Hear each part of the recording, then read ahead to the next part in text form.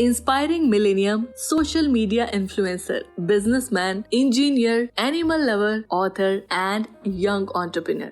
आप सभी रतन टाटा को तो जानते ही होंगे, लेकिन आज हम यहाँ उनके बारे में नहीं बल्कि उनके चहेते शांतनु नायडू के बारे में बात कर रहे हैं, जिन्होंने अपनी कम उम्र में ही इतना कुछ कर दिखाया और खुद को इस मुकाम पर पहुंचाया जहां बड़े बड़े लोग भी नहीं पहुंच पाते।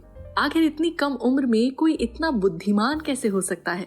अगर आप भी ये जानना चाहते हैं और पाना चाहते हैं शांतनु नायडू की तरह सक्सेस, तो जरा इस वीडियो को 4-5 बार अच्छे से देखिए।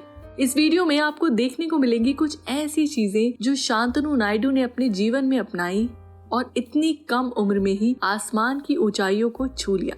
लेकिन वीडियो में आगे बढ़ने से पहले वीडियो को लाइक कर दीजिए, चैनल को सब्सक्राइब कर दीजिए और बेल आइकन को दबाना बिल्कुल भी ना भूलें, जिससे हमारी हर वीडियो सबसे पहले आप तक पहुंच जाए। दोस्तों, कौन कहता है कि आपको आसमान छूने या सफल होने के लिए महान होने की जरूरत है? जरूरत है तो बस एक शुरुआत की, फिर आगे बढ़ने से और आपको आपके सपनों तक पहुंचने से कोई नहीं रोक सकता। एक शुरुआत जो आपका करियर, आपकी दुनिया और आपके भविष्य को पूरी तरह बदल सकती है। वह शुरुआत आपको आपसे ही करनी होगी।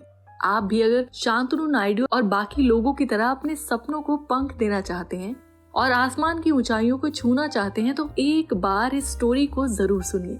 शांतनु नायडू जो अभी सिर्फ 30 साल के हैं, इनका जन्म 1993 में पुणे महाराष्ट्र में हुआ था। शांतनु अपने परिवार की 5वीं पीढ़ी हैं जो कि टाटा समूह के साथ काम कर रहे हैं। वे बहुत ही सपोर्टिव परिवार से हैं। शांतनु ने अपने करियर की शुरुआत टाटा टेक्नोलॉजी से की, जिसमें उन्हें इंजीनियरिंग इंटर्न के रूप में काम दिया गया। उन्होंने साल 2008 से 2009 तक 1 साल इंटर्नशिप की, जिससे उन्हें बहुत ही अच्छा एक्सपीरियंस मिला और आगे बढ़ने का कॉन्फिडेंस आया। आगे बढ़ने और कुछ करने के लिए उन्होंने खुद को मोटिवेट किया, अपने सपनों को पंख दिए। बाद में टाटा ट्रस्ट में उन्हें बिजनेस स्ट्रैटेजी इंटर्न के रूप में काम करने का मौका मिला। शांतनु ने अपनी मैकेनिकल इंजीनियरिंग की डिग्री 2014 में पुणे यूनिवर्सिटी से की।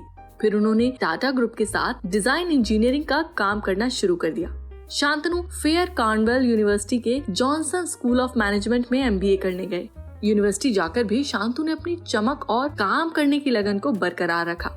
कार्नवेल यूनिवर्सिटी में उन्हें कई अवार्ड्स मिले, जिसमें हैमिल्टन एंटरप्रेन्योरशिप अवार्ड, साथ ही साथ जॉनसन लीडरशिप कंपटीशन के विनर भी वे बने। शांतनु का मानना है कि अगर आपको जीवन में कुछ करना है और अचीवमेंट पानी है, तो पहले अपने दिल की सुनो, अपने दिल के दर्द को सुनो। जब आप उस दर्द की आवाज को सुन पाओगे तो आप लाइफ में बहुत कुछ कर लोगे। शांतनु का मानना है कि जब हम अपने या दूसरों के दर्द को सुनते हैं ना, तो हमें इंस्पिरेशन मिलती है कुछ कर दिखाने की, उन प्रॉब्लम्स को सॉल्व करने की। उसी खोज की राह में हम कुछ ऐसा बना देते हैं जो हमारे और हमारे साथ साथ आसपास के लोगों की भी लाइफ बदल देता है। ऐसा ही कुछ शांतनु ने अपने जीवन में किया और मोटोपॉज कंपनी का निर्माण किया। जब शांतनु 28 वर्ष के थे तो उन्होंने सड़क पर अक्सर देखा कि कुत्ते कारों के नीचे आकर मर जाते हैं। जब उन्होंने आसपास के लोगों से बात की तो उन्हें पता चला कि ऐसा इसलिए हो रहा है क्योंकि लोग अंधेरे में कुत्तों को देख नहीं पाते। इस घटना ने शांतनु पर एक गहरा असर डाला और उन्होंने इन कुत्तों को बचाने का बीड़ा उठाया। उन्होंने एक ऐसा इंस्ट्रूमेंट बनाया जिससे लोग कुत्तों को अंधेरे में देख सके, और तभी मोटोपॉज कंपनी का जन्म हुआ। मोटोपॉज एक कपड़े का रिफ्लेक्टिव कॉलर है, जिससे न केवल रात में बल्कि दिन के उजाले में भी कुत्तों को दूर से देखा जा सकता है। शांतनु के इस कदम ने कई जानवरों के जीवन को बचाया। वे ऐसा इसलिए कर पाए क्योंकि उनके पास डीप विजन था। उन्होंने किताबें सिर्फ पढ़ी नहीं बल्कि सभी चीजों को, अपने आसपास के लोगों के दुखों को, दर्दों को समझा।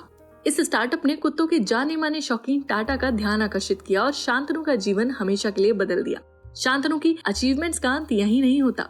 उन्होंने अपनी स्ट्रेंथ को पहचाना और मोटोपॉज के साथ साथ और भी कई जगहों पर काम किया, साथ ही नए नए निर्माण किए, जिसमें से एक है गुड फेलोज। उनके इस इनिशिएटिव का उद्देश्य बुजुर्गों को उनके अंतिम समय में सहायता देना है। शांतनु ने अपनी कंपनी स्टेब्लिश कर ली थी और साथ ही वे रतन टाटा के साथ भी काम कर रहे थे। वे चाहते तो रुक सकते थे क्योंकि उन्होंने लाइफ में बहुत कुछ अचीव कर लिया था, वहाँ से भी अपनी लाइफ जी सकते थे, लेकिन वे रुके नहीं और आगे बढ़ते रहे। उन्होंने नए आइडियाज पर काम किया और एंटरप्रेन्योर्स की हेल्प के लिए कोविड-19 महामारी के दौरान ऑनलाइन टॉक शो शुरू किया। शांतनु अपने इंस्टाग्राम अकाउंट के लिए भी काफी मशहूर है। वे हर संडे एक वेबिनार शो भी करते हैं जिसका नाम है ऑन योर स्पार्क्स। फिलहाल शो की 7 लाइव परफॉर्मेंस हो चुकी हैं।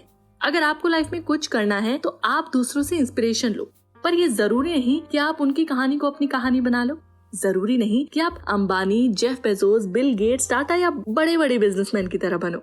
सबके पास अपना टैलेंट है, अपना हुनर है। हमें उसे निकालना है, खुद को एक्सप्लोर करना है और वो चुनना है जिसमें हम बेहतर हैं। क्या पता तुम दुनिया को एक नया कल दे दो। आपको दूसरों की कहानी से आगे नहीं बढ़ना, आपको अपनी कहानी लिखनी है और अपने तरीके से लिखनी है। दोस्तों, ये थी आज की कहानी शांतनु नायडू के ऊपर। आपको हमारी ये कहानी कैसी लगी हमें कमेंट सेक्शन में जरूर बताइए। साथ ही आप हमें ये भी बता सकते हैं कि आप अगला वीडियो किस टॉपिक पर देखना चाहते हैं। तब तक के लिए धन्यवाद।